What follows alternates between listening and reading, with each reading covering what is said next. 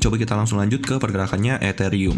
Oke, untuk Ethereum ternyata dia malah lebih strong ya. Beneran dia lebih strong daripada Bitcoin. Kenapa? Karena secara internal pun dia belum mampu untuk creating lower low. Bahkan trendline bawahnya itu masih mampu membuat pergerakannya Ethereum itu masih mantul gitu dari sini. Dan kemarin sebenarnya di sini kita bisa lihat ada falling wedge, ternyata dia breakdown, terus ternyata balik lagi ke falling wedge itu. Dan sekarang dia ada indikasi breakout. Makanya balik lagi gue nggak terlalu menjadikan pattern itu sebagai indikator utama karena pattern itu banyak fake outnya guys. Jadi gue lebih seringnya itu pakai market structure kayak gitu. Dan di sini secara market structure ini internalnya dia udah MSS ya. Ini MSS di internalnya balik lagi. Ini kita hapus aja karena secara eksternal dia itu still bearish. Ini adalah supply-nya di 1 hour dan dia untuk lowest point-nya itu di sini dan dia masih bergerak di antara range trading ini. Ini kan supply terakhir dan ini adalah support terakhir. Jadi kayak dia masih bergerak di dalam range trading ini dan secara internal kabar baiknya dia MSS to bullish gitu. Dan kita bisa tandain juga di sini adalah demand terakhirnya di 1 hour. Balik lagi ini adalah secara internal. Jadi kita nggak terlalu pusingin soal inside bar, soal liquidity sweep-nya kayak gitu. Jadi kita hanya perlu pantau secara internal aja. Dan secara eksternal kan kita tahu ya, 1 hour, 4 hour itu dia bearish dan daily-nya itu dia bearish tapi secara internal juga. Karena coba kita pantau ya, di daily-nya itu dia kenapa sih bearish-nya itu di internal? Nah, di sini guys. Di sini ini adalah demand terakhir di daily.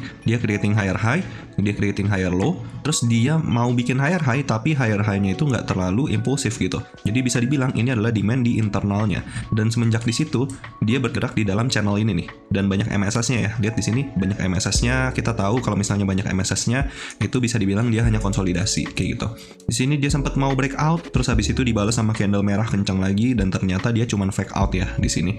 Dan semenjak di sini dia creating lower low lagi secara internal. Jadi kita bisa tandain di sini adalah supply daily-nya kayak gitu. Dan semenjak dari situ kita tahu nih dia masih bergerak di dalam range ini gitu. Jadi kita pantau aja karena kita tahu dia bergeraknya di dalam range ini. Jadi kalau misalnya dia nyampe ke batas bawahnya ya ekspektasinya dia bisa mantul kayak gitu. Mungkin dia bisa sampai lagi ke supply 1 hour ini karena sejalan juga sama trendline ini, atau mungkin dia bisa nyampe ke SNR ini, kita nggak tahu. Jadi kita pantau aja apakah dia bisa berhasil nih nyampe ke SNR ini. Ya kemungkinan kalau misalnya nyampe nih ke SNR ini, kemungkinan ada selling pressure sih karena di sini kita lihat nih dia sempat menjadi resisten di sini, menjadi support, resisten, dan kemungkinan di sini bisa menjadi resisten juga kayak gitu. Kayak gitu ya untuk Ethereum.